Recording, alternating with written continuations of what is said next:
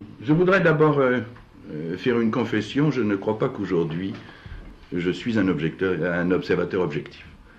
Je pense que j'ai vécu ces semaines dans de tels sentiments de colère, d'indignation, que je suis incapable de faire ce que j'essaye de faire d'ordinaire, c'est-à-dire de regarder froidement et lucidement ce qui s'est passé.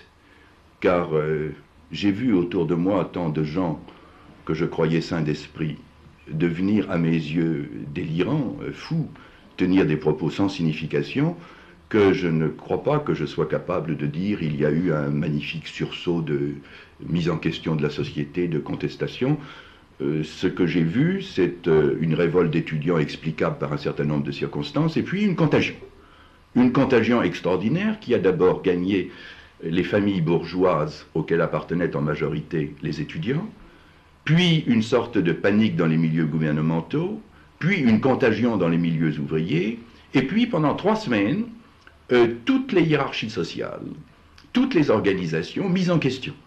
La base discutait le sommet, et alors tout s'est révélé faible.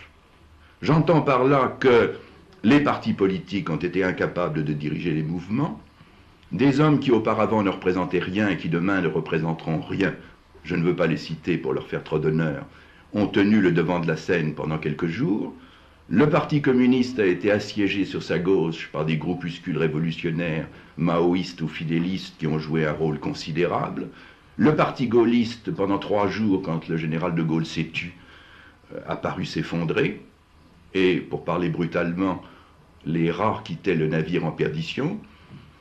La Constitution, qui était la Constitution légale et qui était en apparence acceptée par le pays, a été mise en question, et mise en question non pas par le Parti communiste, mais par la gauche modérée.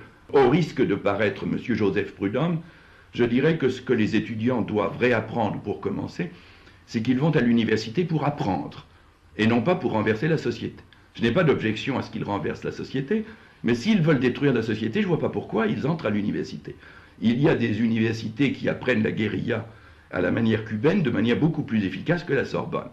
Unité d'action, unité d'action, unité d'action, unité d'action, unité d'action, unité d'action, unité d'action.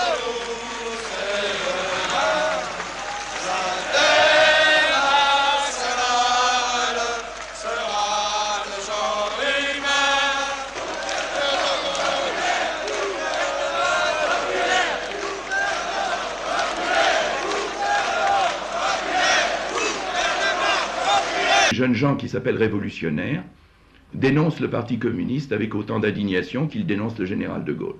Dans les 2 cas, pour eux, c'est l'image du père.